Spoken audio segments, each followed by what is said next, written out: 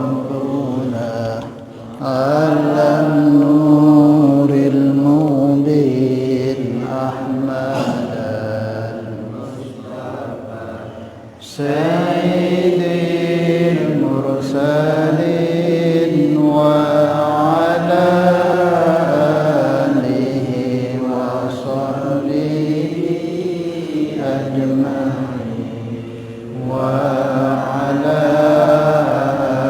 آله وصحبه أجمعين. بسم الله الرحمن الرحيم. إلى حضرة النبي المصطفى رسول الله صلى الله عليه وسلم وعلى آله وأزواجه وذرية الصحابة وأتباعه إلى حضرة جميع إخوانهم من الأنبياء والمرسلين والشهداء الصالحين أولياء المقربين علماء العاملين والمصنفين وجميع الملائكة المقربين وخصوصا لمصنف هذا الكتاب إن شاء الله لهم الفاتحة.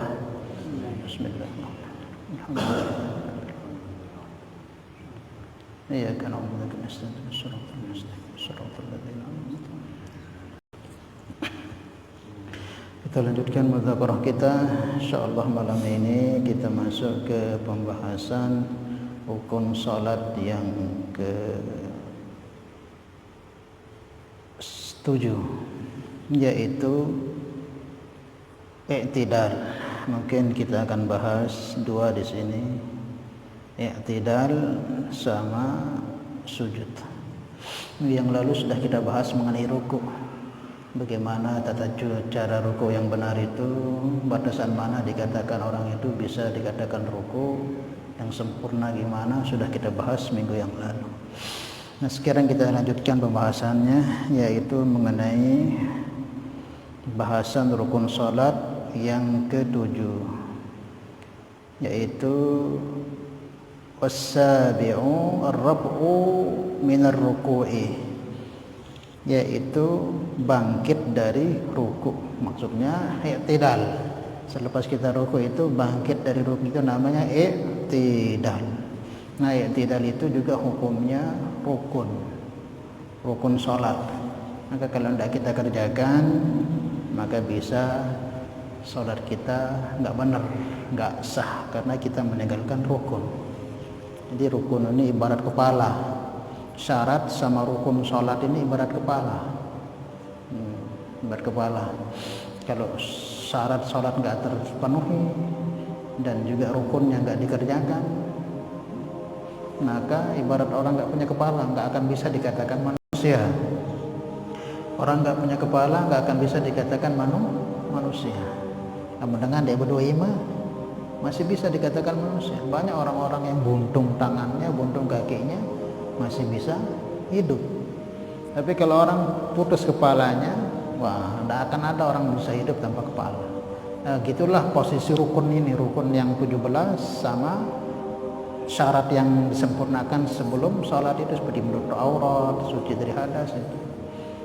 Kecuali nanti sunnah. Sunnah ini kan ada sunnah dalam sholat ini, ada abad, ada sunnah hayat, itu ibarat tangan. Lamun dia tegawe, ya kurang sempurna gitu. Tapi kalau rukun harus ada.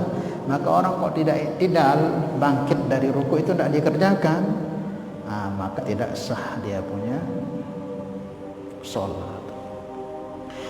Ar-raf'u minar ruku'i, yaitu bangkit dari ruku. Wal i'tidalu, dan i'tidal, maksudnya bangkit dari ruku itu ya i'tidal itu. Qa'iman ala al-hay'ati allati kana 'alaiha qabla ruku'ihi, yaitu bangkit dari rukuknya keadaannya sebagaimana sebelum ruku. Jadi keadaan kita bangkit dari i'tidal itu, keadaan kita itu sebagaimana sebelum kita ruku. Lamun tadi man ruku no kan itu berdiri tegak sambil berselekap ngene. Baru te Allahu Akbar ruku.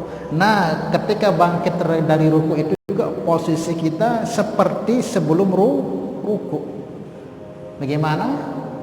Bangkit dari ruku Allahu Akbar, berselekap juga. Karena disebutkan qa'iman 'alal hay'ati allati kana 'alaiha qabla ruku'ihi min qiyamin qadin wa qudin 'ajizin 'anil qiyam, yaitu keadaannya sebagaimana sebelum dia ruku. Nah, tapi di sini ada penjelasan yang perlu juga kita ketahui. Maka ketika bangkit dari ruku itu keadaan kita sebagaimana sebelum ruku. Sebelum ruku kita berdiri sambil bersalakap. Maka bangkit dari ruku itu sami Allah liman hamidah, boleh kita bersalakap. Dan ini yang paling besar ganjarannya. Ada enggak dengan sembahyang bangkit dari ruku orang bersalakap balik? Ada enggak? Ada enggak diserius? Hah? Ada enggak? Ada bukan? Ada memang. Itu enggak salah itu. Bahkan sebagian ulama katakan itulah yang paling besar ganjarannya, karena perintahnya itu bangkit dari ruku kita itu sebagaimana keadaan sebelum ruku. Nah keadaan kita sebelum ruku itu kan kita berdiri sambil bersalakap. Maka itu juga bangkit dari ruku itu sami Allah liman hamidah bersalakap. Nanti ada keterangannya kenapa bersalakap itu, karena ada gerakan-gerakan nanti kalau enggak kita kontrol betul bisa gerak yang macam-macam, itu bisa banget nanti penjelasan begitu. Ada juga ulama irsal, namanya irsalnya apa? Lepas lah, marak biasa dia bersalakap. Makanya fungsi bersalakap itu apa? Ada yang bergerak tangan tene. Kadang kita kan bagi dari sami Allah liman hamidah rabbana lakal hamd. Nah sampai 3 kali gerakan kan nih. Ini dong sami Allah liman hamidah sekik 2 3 pun angkat batal lah 3 kali gerakan. Sami Allah liman 1 2 angkat balik ke atas 3 kali gerakan berturut-turut bisa batal. Maka ulama mengarahkan ya bagusnya sami Allah liman hamidah bersalakap. Nah, atau mau irsal, kalau mau irsal sami Allah liman hamidah langsung tetap, jangan goyang-goyangkan sami Allah liman hamidah diam langsung, nanti langsung sujud. Paham ya? Bagaimana keadaan kita ketika sebelum ruku itu, berdiri kita sebelum ruku itu, begitu juga nanti ketika i'tidal bangun dari ruku. Hamidah, kebanyakan kita kan begini, buruk tangan nih. Nah kalau sudah sami Allah liman hamidah kita begini 1 2 3 terus kita angkat kan nih, wah 3 kali gerakan. Ini gerakan besar ini, yang boleh gerak lama itu tangan, garuk gini. Kalau begini 1 2 3 wah 3 gerakan, itu bisa batal sembahyang. Maka sebagian ulama itu bangkit dari ruku itu sami Allah liman hamidah bersalakap. Allah langsung sujud begitu. Ini untuk menghindari itu. Tapi bagusnya ya gimana? Yang mana mantapnya sudah kalau kita mau langsung berdiri sami Allah liman hamidah, diam begini. Sami Allah liman hamidah, tahan, langsung dicakram gitu. Dia ini goyang-goyangan gini. Ini goyangan seke 2 telu ini atas mah telu no. Makanya itu sembahyang, ngeruan teluan sembahyang lagu dia rasa kena karena dia toh ngaji, kita ombe sama batalan sembahyang tuh. Paham tak? Nah, makanya dalam menara disediakan dengan Samiul Muhammad bersalakap malik, dia enak apa-apa. Ada kan disediakan kan dengan sangat no? Ada deh? Ya, ada memang enggak masalah seperti itu. Nah, kemudian posisi kita disunnahkan ketika i'tidal itu sambil mengangkat tangan. Bangkit dari ruku itu berdiri sami Allahu liman hamidah.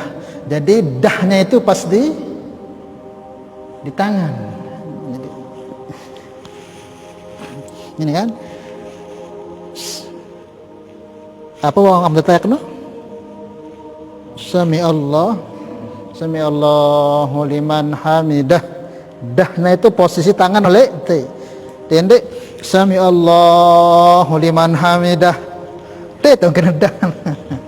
Jadi ngaji ini ada pas seperti apa yang diarahkan para ulama kita yang beliau-beliau itu ngambil dari riwayat hadis-hadis Nabi. Jadi bangkit dari ruku itu sunnah ngangkat tangan, sunnah juga ucapan sami Allahu liman hamidah.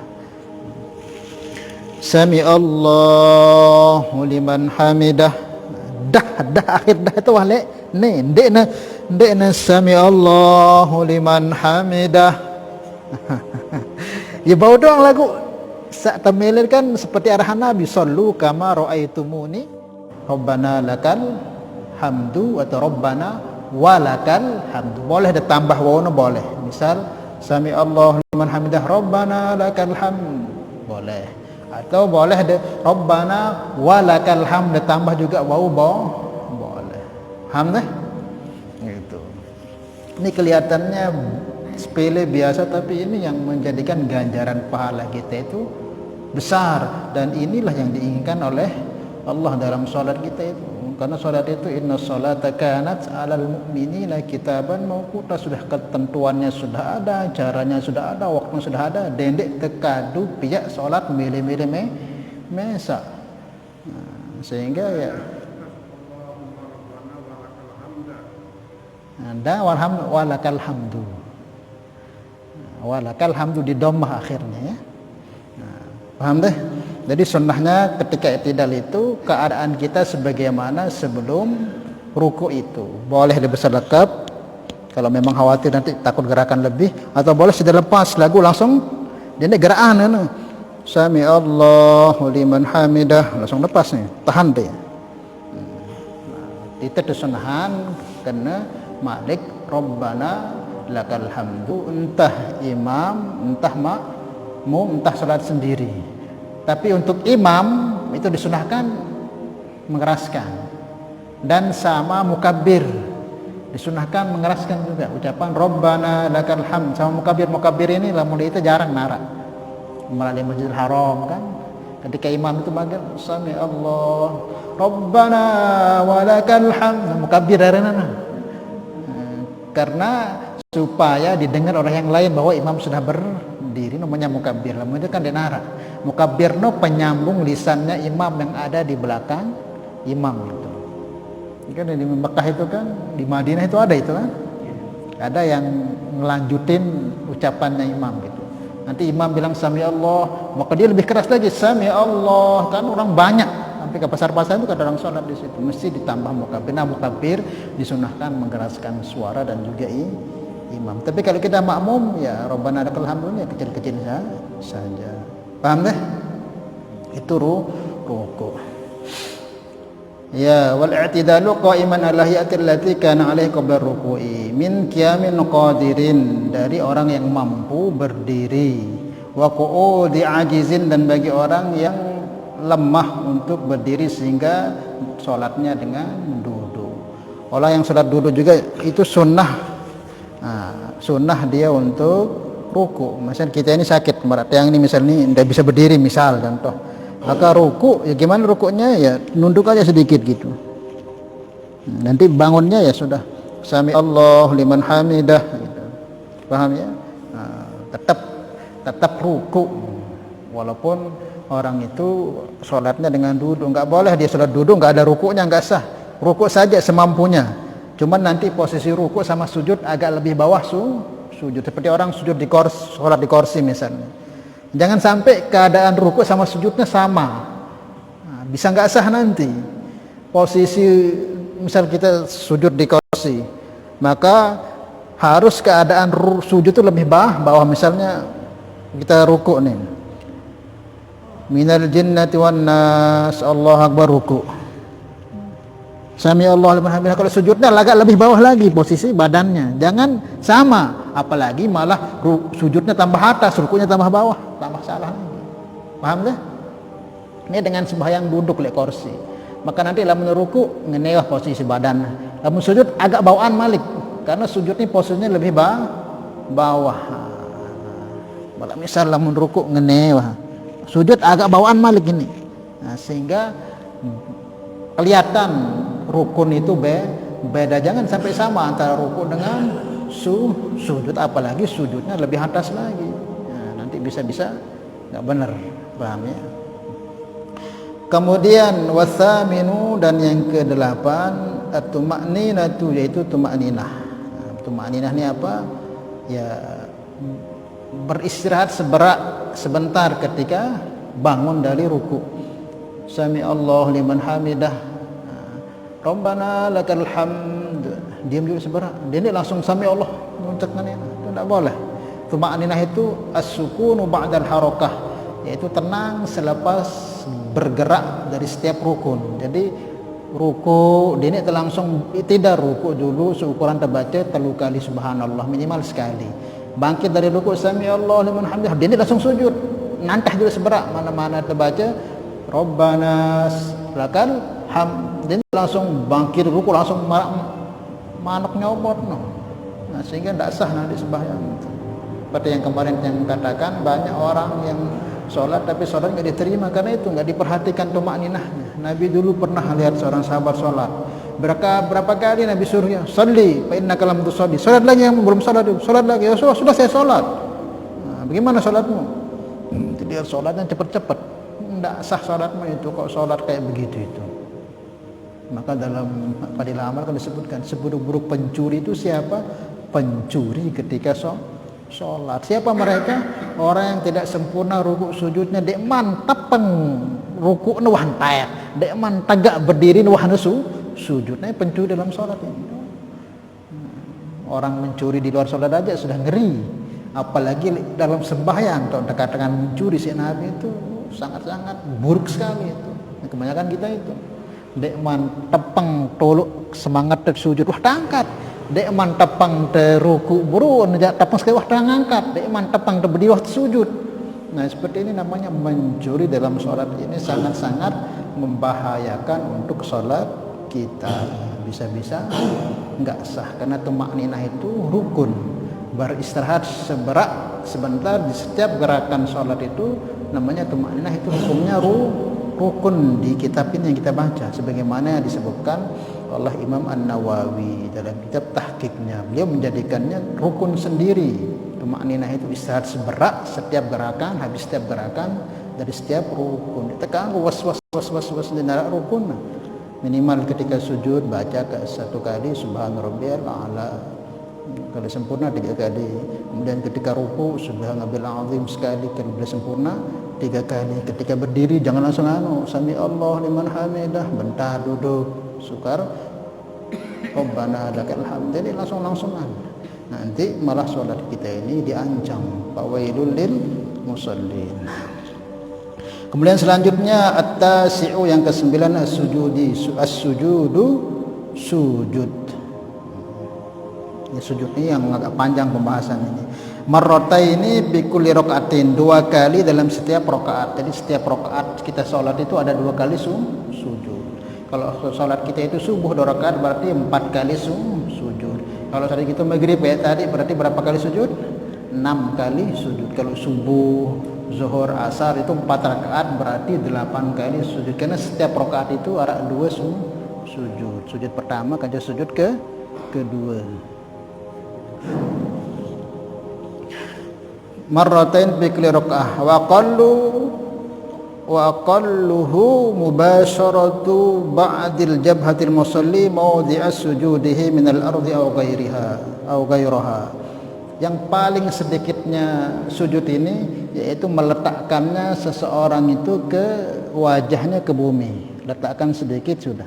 Itu sudah dikatakan paling rendahnya atau paling ringannya sujud, yaitu paling sedikitnya namanya sujud itu meletakkannya sebagian keningnya seorang yang sholat jabhatul musalli mau dia sujudihi di tempat sujudnya, entah itu di sejadah atau di karpet atau di bumi. Cukup dia letakkan sedikit kemudian dia ngangkat. Nah itu sudah dapat pahala sujud, sudah tertunaikan yang namanya sujud. Paham deh? Aku balik harap saya sempurna. Rasa sempurna. Wa akmaluhu, dan yang paling sempurna daripada sujud itu apa? Ayyukabbira, yaitu sambil dia bertakbir. Sami Allah liman hamidah, gerak turun ke sujud itu sambil dia katakan Allahu Akbar. Ayyukabbira, paling sempurnanya sujud itu apa? Dibarengi dengan takbir lihuwihi disujudi bila rafil yadaihi, yaitu dia bergerak menuju ke sujud tanpa mengangkat tangan. Jadi sami Allah, ketika kita sami Allah liman hamidah Rabbana lakal hamdu Allahu akbar, kita perlu angkat tangan. Jadi sempurnanya itu gimana? Ya. Wa akmaluhu ayyukabbira, yaitu kita bertakbir. Misalnya kita bangkit dari ruku, Sami Allah liman hamidah, ini sunnah angkat tangan. Nah, kita berangkat ke ruku itu tidak perlu Allah, tidak usah angkat tangan. Sami Allah liman hamidah yang sunnah. Rabbana lakal hamdu. Kemudian kita ruku langsung Allahu Akbar sampai tersujudnya baru dekat bar deh. Pas tersampai sekarang itu posisi dia baru dekat bar. Bergerak jok bawah no Allah langsung baru pas tekan semangat tuh jok tuh bro tekan bar paham dah selesai nulis itu dengan tanpa angkat tangan bila raf'il yadaihi dengan tanpa meletakkan kedua tangan wa yadau rukbatayhi thumma yadayhi thumma jabhatihi wa anfihi. Kemudian tertibnya bagaimana? Dengan meletakkan pertama kali ke bumi itu kaffaihi, yaitu kedua tangan. Wa yadau rukbatayhi pertama kedua lutut, thumma yadayhi kemudian kedua tangan, kemudian jabhatihi kemudian kepala, kemudian hidung. Jadi tertibnya gimana yang benar itu? Yang pertama jatuh ke bawah itu lutut. Contoh kita ruku, sami Allah liman hamidah, Rabbana lakal hamdu, Allah. Yang pertama jatuh Allahu akbar, kedua lutut, kemudian wa yadaihi kemudian kedua tangan, wajab hati kemudian ini, baru terakhir hidung. Paham deh? Itu yang benar. Ustaz gimana dengan langsung ngenen tanjur gembe dek na apa-apa nanggu dengan tertib. Itu kan sembahyangnya ada yang tertib sesuai dengan apa yang diarahkan kita. Kecuali orang-orang yang uzur ada dengan toa mungkin lamun wah mana mami enggir di itu montong lamun jelu aja nyelungkur wah mesti ima doang dulu. Nah den apa-apa lamun memang den kuat lagu masih kuat no yang tertib kita pakai ini dulu baru tangan baru kening baru hidung nih wah kuat awak masih seger ima doang pejulukna nanti benar bareh marak loan sejari nu bareh gerang marak paham deh? Jadi seperti itu. Apakah boleh tangan dulu Ustaz? Silahkan, boleh saja, tapi ya sempurnanya itu lutut dulu, tangan baru kening. Kecuali kalau pelinggih-pelinggih ini uzur, mungkin tua, orang tua itu kan kalau sudah sepuh itu lututnya nggak kuat. Kalau pakai lutut dulu itu menyelungkur nomor, maka boleh tangan dulu. Paham deh? Atau mungkin ada orang sakit juga mungkin kalau lututnya duluan itu nggak kuat ya boleh tangan dulu. Paham? Paham deh? Nah, begitu nanti juga berdiri juga ya begitu, berdiri juga yang ngangkat pertama ya kepala, tangan baru lutut. Paham deh? Nah itu saja disebutkan dalam kitab ini, yaitu wa yadau rukbatayhi, dengan ketika dia beranjak untuk sujud itu yaitu dengan tanpa mengangkat tangan, takbir tanpa mengangkat tangan langsung sujud, meletakkan kedua lututnya lebih dahulu, kemudian kedua tangannya, wa tsumma jabhatihi kemudian keningnya, tsumma anfihi kemudian hidung. Paham deh? Nah itu diantara yang disebutkan di kitab ini. Nah sekarang ada sedikit penambahan dari tiang niki, masalah syarat-syarat yang perlu kita penuhi ketika sujud. Nah, karena kalau nggak terpenuhi nanti nggak sempurna sujud kita. Yang pertama yaitu hendaklah jangan sampai ada yang menghalangi kening kita daripada benda-benda yang kita bawa ini yang menghalangi ketika kita sujud. Jadi yang ketika kita sujud itu ada 7 anggota yang wajib ikut sujud. Dalam hadis disebutkan umirna an-nasjuda ala sab'ati a'zum. Dalam riwayat Bukhari kita itu diperintah oleh agama, oleh Nabi sujud itu dengan mengikutkan sujud 7 anggota. Kening ini ikut sujud, kedua telapak tangan, kedua lutut, kemudian kaki itu nih, jari-jari kaki itu ikut sujud menghadap kiblat begini. Jangan diginikan ketika sujud, harus begini. Kaki itu menghadap kiblat begini. Jangan diginikan kakinya. Jari kakinya harus begini. Jadi yang menghadap kiblat itu ini ikut, yang ketika sujud itu ini ikut sujud. Ini kedua nih sabaah ada 7. 1, 3 lutut sama jari-jari kaki dihadapkan kiblat ketika sujud. Ikut sujud. Kami diperintahkan oleh agama ketika sujud itu untuk ikut sujud 7 anggota. Kening, kedua tangan, kedua lutut dan kedua jari-jari kaki. Cuman kalau lutut, tangan sama kaki ini boleh ketutup. Paham deh? Boleh terhalang gitu. Itu sembahyang kadu kaos kaki sah. Itu sembahyang kadu musim dingin kadu kaos sah. Lagu ene dia ganggu tertutup. Maka syarat yang pertama jangan sampai ada penghalang. Ada orang sembahyang marah sembahyang dia tentu anu. Nah, sujud terhalang si ini dia sah. Ini boleh ketutup, ini boleh ketutup, ini boleh ketutup. Lagu ini tidak boleh. Nah, makanya orang kalau rambutnya panjang ya dipakaikan peci biar begini biar dia anu. Nah, ada orang sholat begini, sujud, dia sujud. Jadi dia nyentuh kening dan dia sah sembahyang. Paham tak? Nah, atau mungkin dia pakai sorban begini. Ini banyak terjadi nih bagi imam-imam atau kita yang sering sholat tidak pernah ngaji itu. Sembahyang ini pas sujud barah. Ternyata sorban tadi iya tak tersujud nih. Ya masih bergantung lah itu misalnya mati yang sembahyang. Tiba-tiba iya tuh sujud. Terhalang si benda yang kita bawa. Nah, itu tidak sah sujud. Paham? Atau rambut mungkin dia bersungkup, berber rambut belum dijok dulu, sujud dia itu. Dia bersentuhan kening tane jok tempat sujudan ndek sah masih. Jadi enggak boleh terhalang ini kening. Kalau ini boleh terhalang dengan kaos kaki, kaos tangan boleh. Tapi kalau kening enggak boleh terhalang, harus nyentuh, harus terbuka kening kita dengan tempat sujud. Paham deh? Enggak boleh tertutup.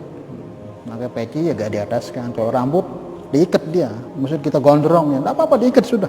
Jangan sampai nanti kita sujud dia yang menutupi. Atau juga biasanya orang kayak seperti orang-orang di Sudan itu nih karena iman ini ibelo sampai ini kadang dalam sujud jangan sampai ini menutupi sehingga kita sujud di pakaian yang kita bawa enggak sah dia. Paham tak? Oh.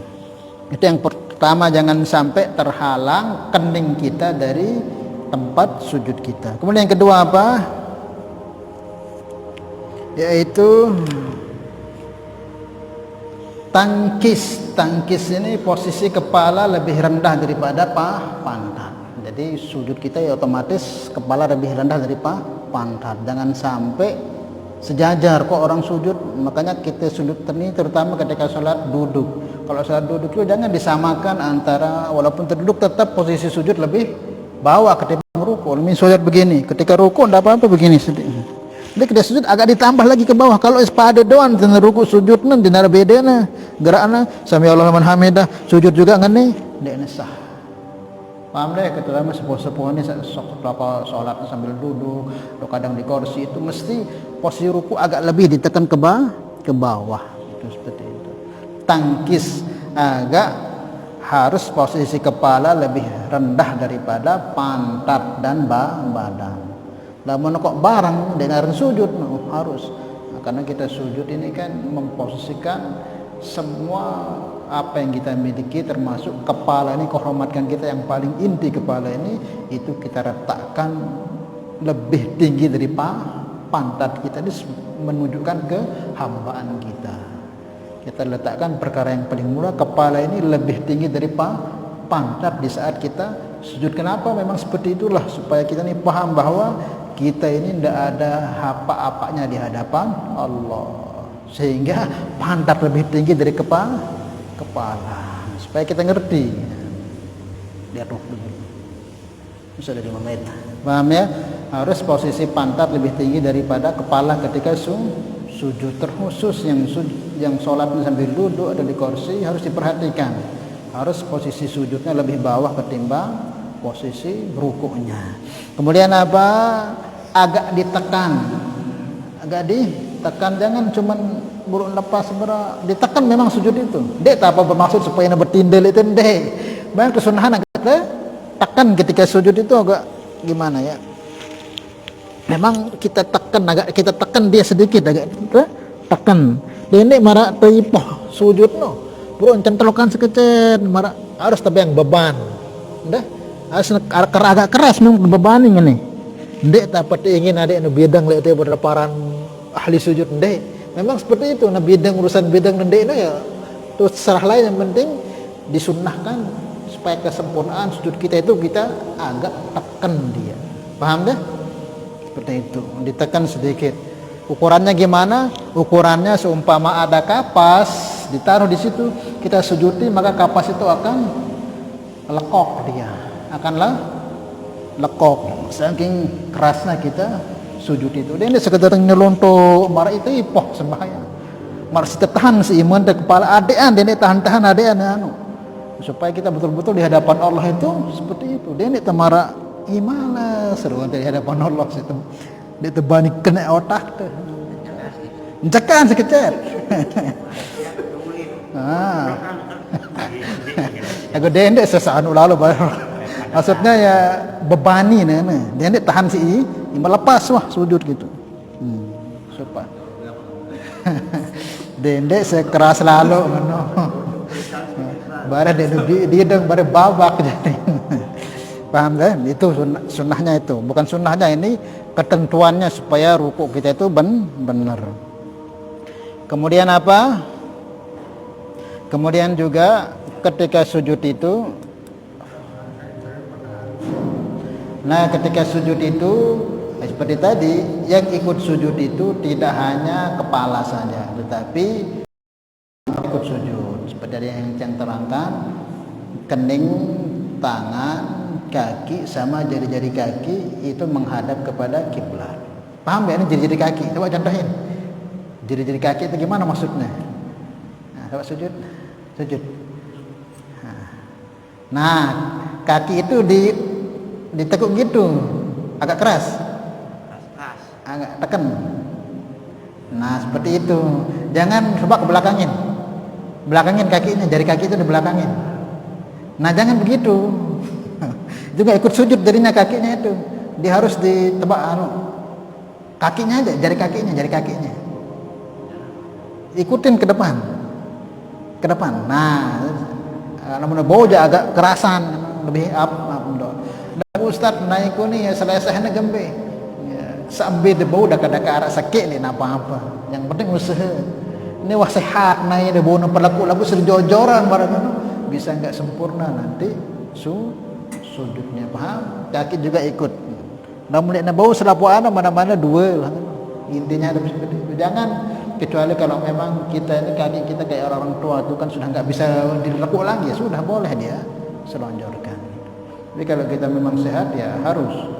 Umirna an nasjuda ala sab'ati a'dhumin. Kita diperintah ketika sujud itu ikut sujud juga 7 anggota. Jabhah, kening, rukbah, wakafai kedua tangan, rukbatai kemudian kedua lutut dan kedua jari-jari kaki. Jadi 7 pas itu juga ikut sujud. Kemudian yang terakhir ya jangan sampai ada yang menghalangi ini kita ini daripada tempat sujud. Seperti tadi jangan sampai ada yang menghalangi, baik itu yang nempel. Kalau yang nempel menghalangi seperti sorban kita ini atau rambut kita atau peci kita, otomatis enggak sah. Paham ya? Atau mungkin kita sujud. Nah, kita sujud, tiba-tiba sujud itu nempel kertas. Maka ketika kita nempel kertas itu, ketika duduk di antara sujud itu kita haruslah lepas. Misal sujud itu dia tahu arah keramik ini mungkin longgar sujud. Nah, nempel di kertas itu. Maka lambat sujud malik harus oket nana. Lamun sujud malik yang nempel udah kadu sujud dia sah. Karena itu bawa penghalang.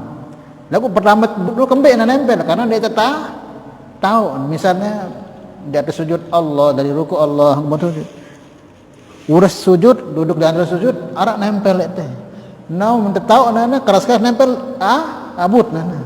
Namun tak ada nana malik teruku leno berarti terhalang. Saat pertama dia sengaja, dia tahu arah apa-apa. Kok kedua ni ia kedua sujud saat nempel dia sah karena terhalang. Mesti kita copot dia. Nah geres kayak kerepok apapun. Lamun geres menurut ada hidapnya hapus. Tapi ini enggak semua. Jabhatul musolli sebagiannya, lamun sebagian kena ada masalah gitu. Ini lamun utuh semua ada ketutupan. Mara misal amun rambut sikit 2 rambut sak ngahalangi dia ada masalah gitu. Ini sampai ke lapu ada nih ditutup, bisa mara peci ngene, manuk sorban nutupi atau kain atau apa yang nempel terus tidak kita hilangkan. Nah itu bisa membatalkan sholat. Sholat deh. Nah, itu yang perlu kita pahami ketika sujud. Dan yang tadi permintaan angkat di dalam misalkan tekan lah ya. Maksudnya? Kayak mana di tulisan ya karpet dikaitan. Berbeda misalnya. Kan kadang-kadang macam. Nah, lamun sampai ngangkat batal. Jangan sampai diangkat. Dia sedangkan kayak naik serius. Dia nampil. Ndek. Dia mengangkat, dia nampil. Ndek, biasanya sahabat sujud. Dia nampil ngangkat, ngalokan. Kadang-kadang di tengah, kadang-kadang ngangkat aja. Ini contohnya. Waktu tengah dia ngangkat ya. Harus dengan lo. Tadi berdurus lah. Ini contoh deh. Dia sampai ke sujud. Ini ketika sujud gini, ini jangan sampai arah ngangkat sedikit saja. Biasanya kan itu dia sengaja ada ngene, ada ngerek, ngene terus. Nah, lamun sengaja batal. Enggak boleh diangkat itu. Tetap dia ikut sujud mungkin. Sakit nah ini. Nah, terus? Ya ndek kan mana mesti tahan aja. Dia terpaksa aja. Dan apa-apa. Pokoknya maksudnya nih dengan normal, sehat fisiknya. Nah. Anda tetap tidak turun mana apa kamu tuh jual? Iya, apa dan apa-apa. Ini kan termasuk kategori paham dah, itu juga perlu diperhatikan, jangan sampai ngangkat. Kalau sampai ngangkat, disengaja ngangkat batal sembahyang. Paham? Paham? Hah? Nah, posisi kaki itu gimana? Tetap posisinya kalau kita mazhab Syafi'i sejengkal pas berdiri, sejengkal pas ruku, sejengkal pas sujud. Ketika berdiri sejengkal, ketika ruku juga sejengkal, ketika sujud juga sejengkal. Dendek pada ketika berdiri ini sejengkal, ketika ruku nepet nih. Ketika sujud bahar tempelan, jangan. Tetap begini sejengkal. Ketika ruku, sujud sama berdiri sejengkal. Kecuali nanti kalau wanita nanti ada.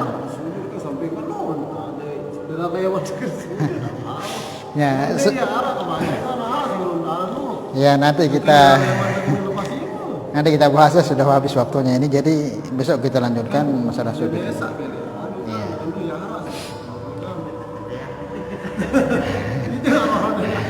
Memang dia ada. Nanti kita bahas juga ada perbedaan, ada tertib sholatnya wanita sama laki itu ada nanti. Memang laki-laki itu kita ditekankan untuk angkat. Ketika takbir itu diangkat begini, Allah Akbar, harus buka ini laki-laki. Ketika ruku pun sujud pun harus begini juga dibuka. Tapi tetap dikondisikan dalam bentuk berjamaah ya, dendek tekno harus terkena. Ini berjamaah apa tetap doang ini kan ganggu. Nah kalau perempuan sampai kapanpun perempuan sholatnya ibu-ibu nempel. Ketika dia Allah Akbar tetap nempel. Ketika nanti dia ruku pun nempel. Ruku itu nempel. Ketika sujud pun nempel. Nanti ada tempat perbedaannya. Tetap nempel. Jangan murenggang. Allah Akbar. Laki-laki harus kelihatan laki-lakian Allah Akbar. Ketika ruku pun renggang, ketika sujud pun renggang. Cuman nanti ya kita lihat kondisi. Lalu udah berjamaah, dia tidak sampai ngeni lalu. Kita kondisikan, salah ya, semai-mai. Kecuali lamun sembahyang mesa sempurnaan, wah berjamaah kan ditebus ngeni lalu ganggu nanti. Sehingga ya sholatnya malah menyakiti orang jadi.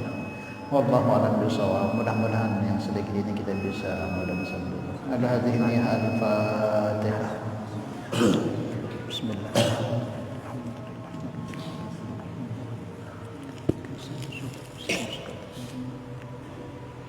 Salatullah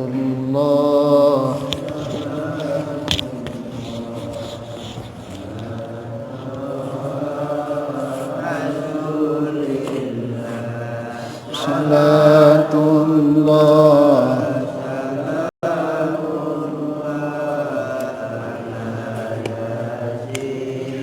Amin.